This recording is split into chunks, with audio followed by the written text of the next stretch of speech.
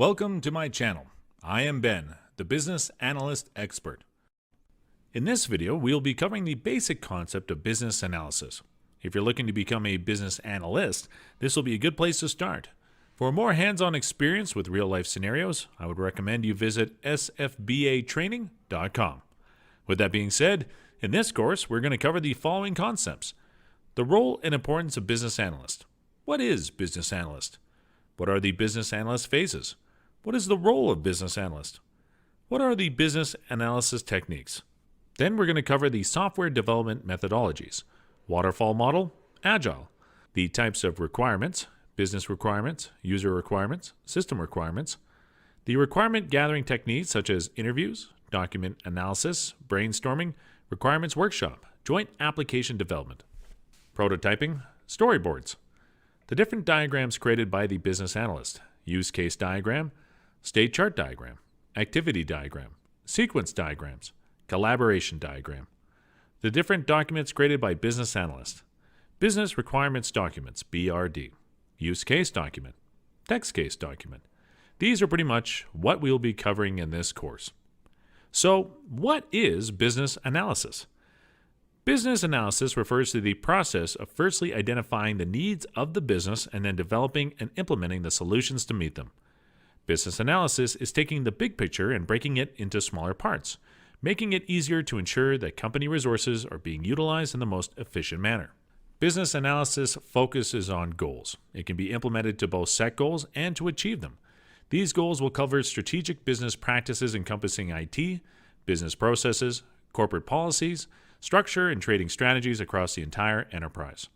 Business analysis is a process of identifying, gathering, analyzing, documenting, and managing the requirements within a business process. What are the business analysis phases? Phase 1. Why? This phase is purely about fact-finding. Normally, this will involve the formulation of a feasibility study to examine the business case put forward for changes. Phase 2. Work. In this phase, the business analyst will develop a project or requirements plan which will need to be agreed with all stakeholders and then implemented. Phase 3. Working. This is the final phase, where any changes implemented need to be proven as working. Additionally, at this phase, the business analyst needs to confirm that all requirements have been met. What is the role and importance of a business analyst? Business analysts have been the ones tasked with developing business cases for IT application development. In the process, smoothing relations among competing parties and moving projects along. Most successful BAs are the ones who could communicate, facilitate, and analyze. Some tilt more toward business functions such as operations, marketing, finance, or engineering. Others seem to fit better in more IT-orientated positions, such as in applications and architecture groups, or in project management offices. They are key to making dynamic business applications a reality by both accelerating the speed at which business applications can be changed and assuring the engagement of the business customer in these changes. What are the techniques used by the business analysis? MOST. The MOST technique is an internal analysis. It contains 4 attributes: mission, where the business intends to go; objectives, the key goals that will help achieve mission; strategies, the different options for moving forward; tactics, how the different strategies are put into action. PESTLE. The PESTLE technique is an external analysis designed to examine the many different external elements affecting a business and its operations. It includes 6 attributes: political, current and future political influences; economic, the local, national, and world economy impact; sociological, different ways society can affect an organization; technological, the effect of new and emerging technology; legal, the effect of national and world legislation; environmental, local, national, and world environmental issues. CATWO. CATWO is a technique used to encourage critical thinking about what the business is trying to achieve. There are 6 different elements included in this technique. Customers. Who benefits from the highest level business process and how does the issue affect them? Actors. Who is involved in the situation? Who is implementing solutions? What will impact their success? Transformation process. What processes or systems are affected by the issue? Worldview. What is the big picture and what are the wider impacts of the issue? Owner.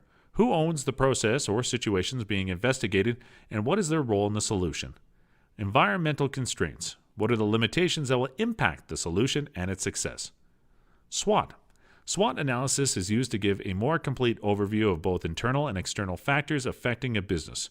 There are 4 attributes to SWOT. Strengths: examine advantages and what is done well within the company. Weaknesses: examine the disadvantages and areas that need improvement.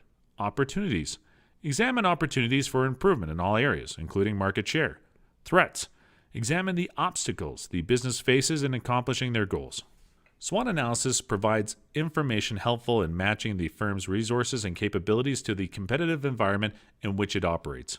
Strengths and weaknesses are often internal to your organization, while opportunities and threats generally relate to external factors. Here is a sample SWOT analysis of a typical startup social media strategy.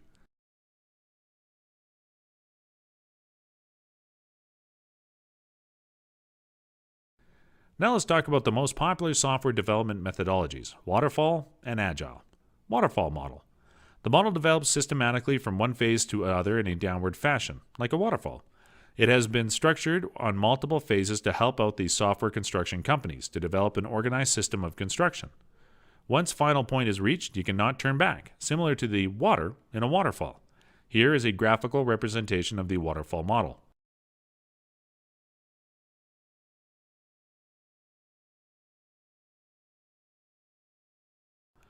Waterfall model advantages. The product requires the fulfillment of one phase before proceeding to the next. Therefore, fault in SW will be detected during one of the initial phases and will be sealed off for correction. A lot of emphasis is laid on paperwork. It is easier for new employee to carry out the work from where it had been left. The waterfall method is also well known amongst the software developers, therefore it is easy to use. It is easier to develop various software through this method in a short span of time. Waterfall model disadvantages. Doesn't work well in projects that do not have well-defined requirements, as we might have to start all over again, and it might not be cost-effective. Huge amount of time is wasted, as we cannot start one phase unless the previous phase has been successfully completed. Testing period comes quite late in the development process, unlike other approaches where it is a lot sooner, thus saving lots of time and money.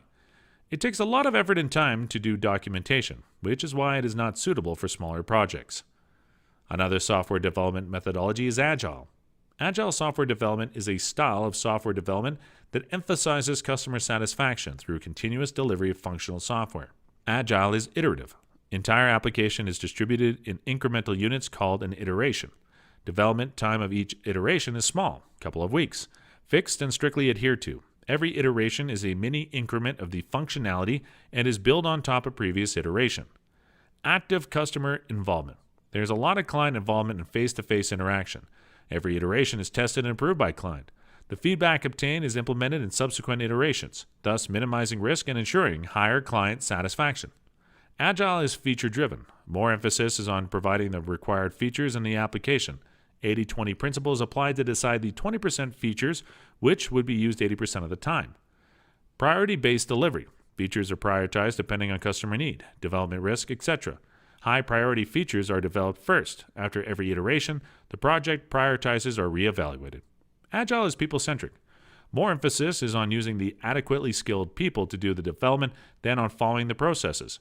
The documentation and other non-development activities are minimized and more time is devoted to development and testing. The most widely used methodologies based on the Agile philosophy are XP and Scrum. These differ in particulars but share the iterative approach. What is XP? XP stands for Extreme Programming. It concentrates on the development rather than managerial aspects of software projects. Here is a graphical representation of XP model.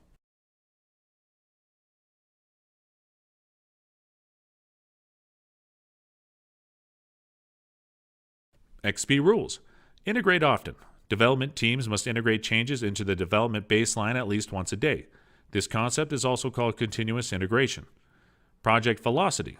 Velocity is a measure of how much work is getting done on the project. This important metric drives release planning and schedule updates. Pair programming.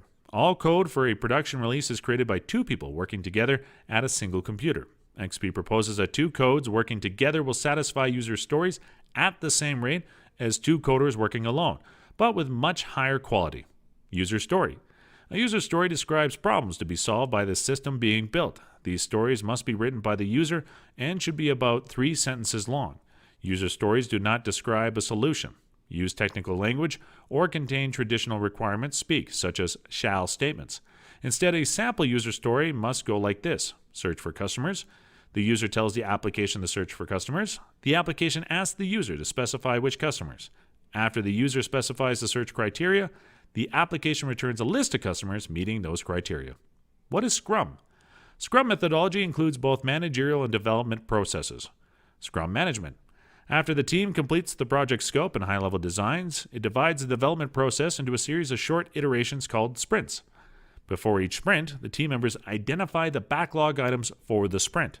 At the end of a sprint, the team reviews the sprint to articulate lessons learned and check progress. When enough of the backlog has been implemented so that the end users believe the release is worth putting into production, management closes development.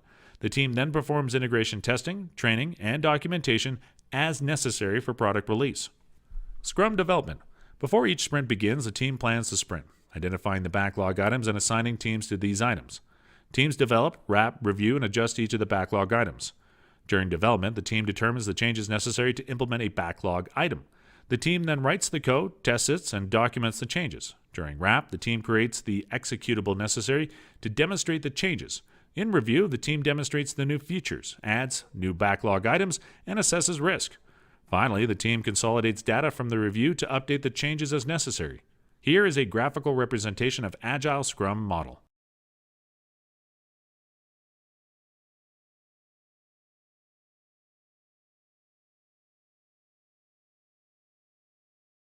Now let's talk about a few terminologies used in Agile methodology. Burn down chart. This chart, updated every day, shows the work remaining within the sprint. The burn down chart is used both to track sprint progress and to determine which items must be removed from the sprint backlog and deferred to the next sprint. Product backlog. Product backlog is the complete list of requirements, including bugs, enhancement requests, and usability and performance improvements. They are not currently in the product release. Scrum Master.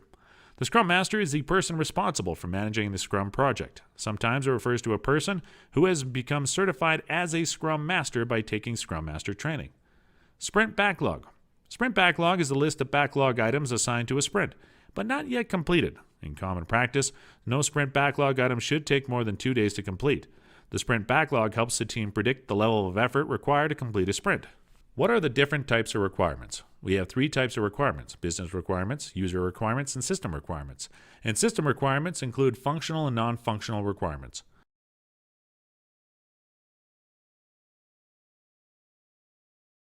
Business requirements. The business requirement is written from the sponsor's point of view. It defines the objective of the project, goal, and the measurable business benefit for doing the project.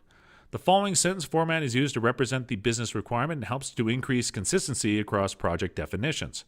The purpose of the project name is to project goal. That is, what is the team expected to implement or deliver, so that measurable business benefits the sponsor's goal. User requirements. The user requirements are written from the user's point of view. User requirements define the information or material that is input into the business process, and the expected information or material as outcome from interacting with the business process system, specific to accomplish the user's business goal. The following sentence format is used to represent the user requirement. The user role shall describe the interaction, inputs and outputs of information or materials with the system to satisfy the user's business goal, or the user role shall provide input, receive, output. Functional requirements. The functional requirements define what the system must do to process the user inputs, information or material, and provide the user with their desired outputs, information or material. Processing the inputs includes storing the inputs for use in calculations or for retrieve by the user at a later time, editing the inputs to ensure accuracy, proper handling of erroneous inputs, and using the inputs to perform calculations necessary for providing expected outputs. The following sentence format is used to represent the functional requirement. The specific system domain shall describe what the system does to process the user inputs and provide the expected user outputs, or the specific system domain, business process, shall do when event condition.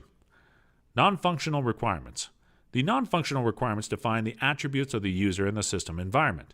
Non-functional requirements identify standards, for example, business rules that the system must conform to and attributes that refine the system's functionality regarding use. Because of the standards and attributes that must be applied, non-functional requirements often appear to be limitations for designing an optimal solution. Non-functional requirements are also at the system level in the requirements hierarchy and follow a similar sentence format for representation as the functional requirements. The specific system domain shall describe the standards or attributes that the system must conform to. Now let's talk about the different requirement gathering techniques. One-on-one interview. The most common technique for gathering requirements is to sit down with the clients and ask them what they need. The discussion should be planned out ahead of time based on the type of requirements you're looking for. Generally, you want to ask open-ended questions to get the interviewee to start talking, and then ask probing questions to uncover requirements.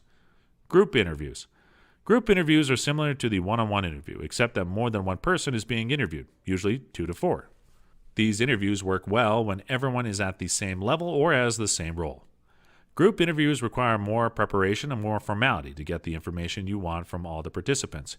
You can uncover a richer set of requirements in a shorter period of time if you can keep the group focused.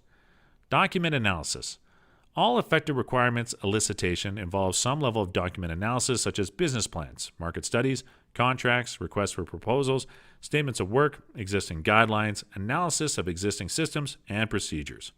When you first start a project or join an existing one, analyzing existing documentation is a great way to familiarize yourself with how the business currently functions. This is especially important when the subject matter experts are too busy to dedicate enough time to meet with you to describe the current process, or when experts have left the organization and all that is left is documentation. Reviewing the documentation will help you to understand the current situation and begin to formulate the questions to ask of stakeholders to gather additional requirements. If the project is enhancing an existing system or replacing it with a new one, it will be important to know which functionality of the existing solution the stakeholders want to carry over to the new one and which can be retired. While reviewing the existing documentation, it is important to jot down questions that arise that can be brought to the stakeholders. Brainstorming. Brainstorming is a short group session where everyone is allowed to say whatever they feel is important to the topic of discussion.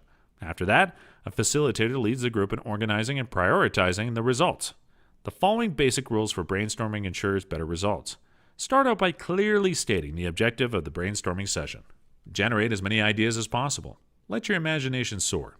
Do not allow criticism or debate while you are gathering information. Once information is gathered, reshape and combine ideas. Workshops. Workshops can rapidly pull together a good set of requirements. In 2 to 5 days, you can create a set of requirements and then review and improve them. Workshops are quicker and better at discovering requirements than other techniques, such as sending questionnaires. You're bringing the right collection of people together and getting them to correct and improve on their requirements document.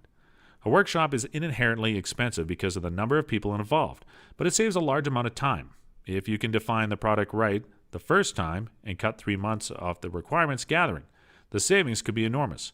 The workshop has to be thoroughly organized to take advantage of people's time. Choose a quiet location for the workshop so that people are not disturbed by day-to-day business. Mobile phones should be discouraged. Arrange to take messages externally. Take advantage of informal interactions by choosing a site so that people don't go home at night or go out separately. Note that the workshop provides the environment in which to apply other requirement gathering techniques such as brainstorming. Here is graphical representation of a successful workshop.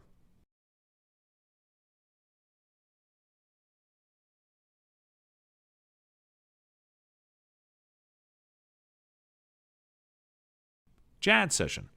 JAD session is a facilitated workshop that shortens the duration of early IT project activities while delivering better results.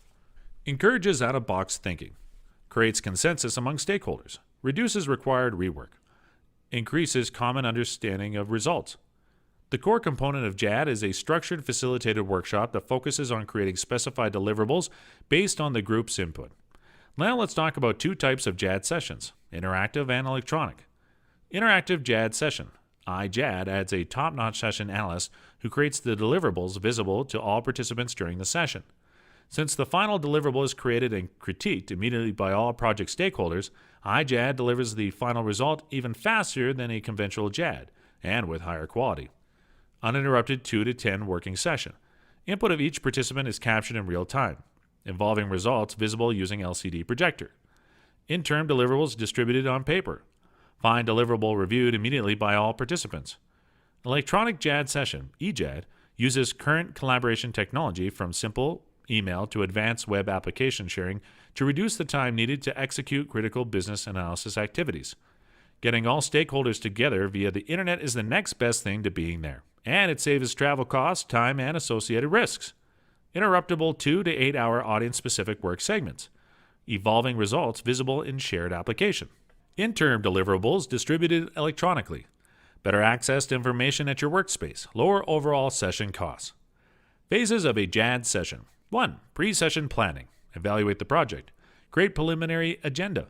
Determine deliverables for the working session. Enable participants to prepare for the session. Number 2. Pre-work. Gather information from colleagues. Clear schedules for the working session. Refine the session agenda. Finalize pre-session assignments. Number 3. Working session. Create the deliverables. Generate common understanding. Achieve consensus on decisions. Generate ownership of results. Identify open issues and questions. Create action items. Prototyping is another requirement gathering method. Prototypes are built early in the development life cycle, and they're used to provide valuable insight into the look, feel, and general workflow of an application. After you build an initial prototype, you should show it to the clients to validate the work done so far looks okay. You then use the prototype to gather additional requirements. Advantages of prototyping: reduced time and costs, improved and increased user involvement. Disadvantages of prototyping: insufficient analysis, user confusion of prototype and finished system, developer attachment to prototype, excessive development time of the prototype, expense of implementing prototyping. There are 2 types of prototyping. Complete a partial throwaway. If you build a prototype, you'll throw it away after the requirements have been gathered. Prototype does not have to be the start of the final solution. The main purpose is to gather requirements. You may leverage some of the physical components of the prototype as a starting point for the design and construct phases of the project. Iteratively develop into final application. If you're using an iterative development approach, the first prototype should still be put together quickly. Instead of the work being abandoned or thrown away, the prototype is updated with the new requirements. In the second pass, more business logic is also placed into the application. At this point, it's no longer called a prototype. Instead, the prototype shell is used as the basis for developing the final solution. The last requirement gathering technique we're going to cover are storyboards. Storyboards, also termed presentation scenarios, are sequences of images that show the relationship between user actions or inputs and system outputs. A typical storyboard will contain a number of images depicting features such as menus, dialog boxes, and windows. Storyboard sequences provide a platform for exploring and refining user requirement options via a static representation of the future system by showing them to potential users and members of a design team. Points to keep in mind while storyboarding: keep it simple. Keep the story simple. Do not make it complicated. Break the story into scenes. Breaking the story into scenes or sections will help you to organize the story better. It will also help you in identifying the shortcomings, if any, in the story. While making a storyboard, do the horizontal and vertical analysis of storyboard. That will ensure completeness of the story. Make it collaborative. The idea behind storyboarding is to make the complete picture clear. Then make sure that you have covered every aspect of the story. Involve your clients in the storyboarding session. Check the logic flow, necessary and sufficient arguments. Tell a good story. In the end, keep in mind to tell a good story. Here is a sample storyboard for a ticket purchase system.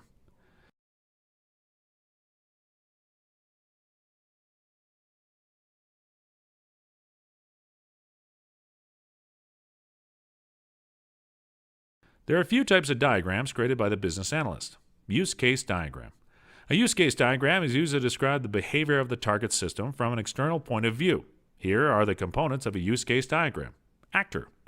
Models a type of role played by an entity that interacts with the subject. Example, by exchanging signals and data, but which is external to the subject. Actors may represent roles played by human users, external hardware, or other subjects. Note that an actor does not necessarily represent a specific physical entity, but merely a particular facet, i.e. role, of some entity that is relevant to the specification of its associated use cases. Association specifies a semantic relationship that can occur between typed instances. It has at least 2 ends represented by properties, each of which is connected to the type of the end. Dependency. It is a relationship that signifies that a single or a set of model elements requires other model elements for their specification or implementation. This means that the complete semantics of the depending elements is either semantically or structurally dependent on the definition of the supplier elements. Extend. This relationship specifies that the behavior of a use case may be extended by the behavior of another, usually supplementary, use case. The extension takes place at one or more specific extension points defined in the extended use case. Note, however, that the extended use case is defined independently of the extending use case and is meaningful independently of the extended use case. Note that the same extended use case can extend more than one use case. Furthermore, an extending use case may itself be extended. Include. It is a direct relationship between two use cases. Behavior of the included use case is inserted into the behavior of the including use case. The including use case may only depend on the result, value, of the included use case. This value is obtained as a result of the execution of the included use case. Use case. A use case is the specification of a set of actions performed by a system, which yields an observable result that is typically of value for one or more actors or other stakeholders of the system. Here is a sample use case diagram of a simple ATM machine system.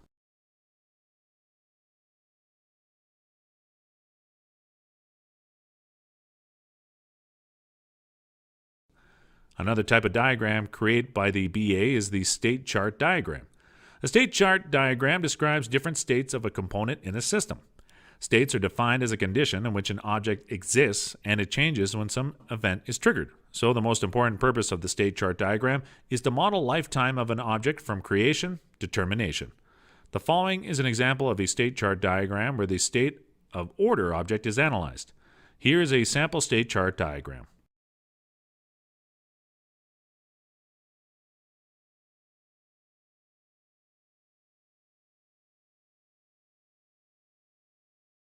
Activity diagram.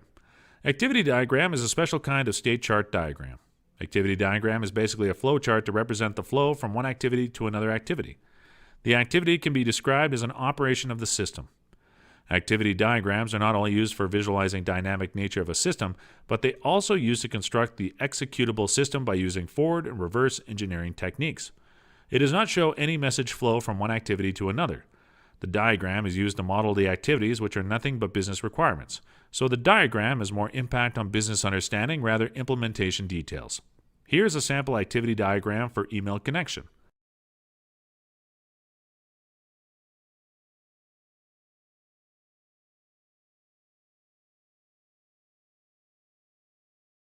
Sequence diagram. The sequence diagram models the collaboration of objects based on a time sequence. It shows how the objects interact with others in a particular scenario of a use case. Sequence diagrams are used to explore the usage scenarios. A usage scenario is a description of a potential way your system is used. For example, a student enrolls in the university and then immediately enrolls in 3 seminars. Here is a sequence diagram template.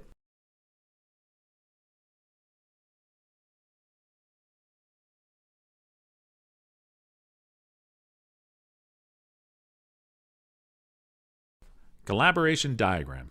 A collaboration diagram, also called as interaction diagram, is an illustration of the relationships and interactions among software objects. A collaboration diagram resembles a flow chart that portrays the roles, functionality, and behavior of individual objects as well as the overall operation of the system in real time. Objects are shown as rectangles with naming labels inside. These labels are preceded by colons and may be underlined. Relationships between the objects are shown as lines connecting the rectangles. Messages between objects are shown as arrows connecting the relevant rectangles, along with labels that define the message sequencing. Collaboration diagrams are best suited to the portrayal of simple interactions among relatively small number of objects. As the number of objects and messages grows, a collaboration diagram can become difficult to read. Here is a sample collaboration diagram.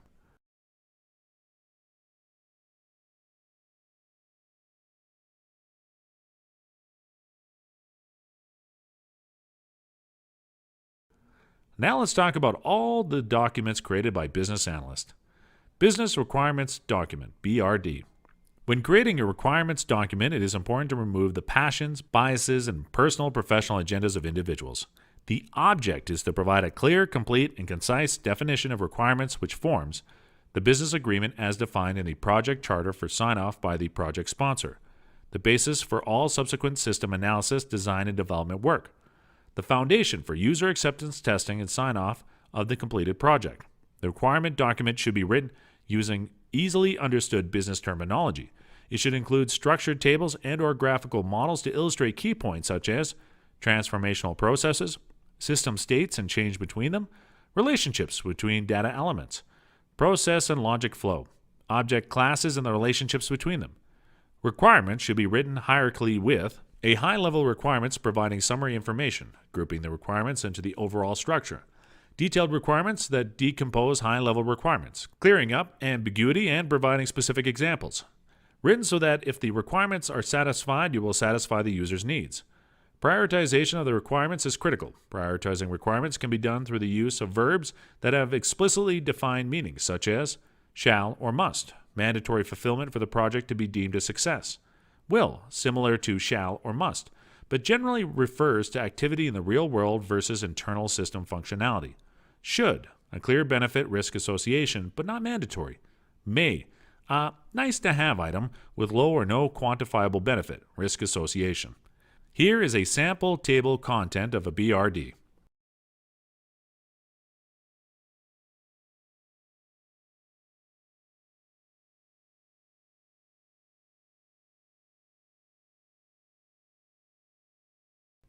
Use case document. The use case document is a business document which provides a story of how a system and its actors will be utilized to achieve a specific goal. An effective use case should provide a detailed step-by-step description of how the system will be used by its actors to achieve the planned outcome. The purpose of the use case is to tie the business needs of the system to the design parameters of the system to ensure that the completed system achieves the goals established by the business requirements. The level of detail in use cases may vary greatly depending on the size and complexity of the system being designed. This use case template provides you with everything you need to develop your use case document. Here is a sample use case document.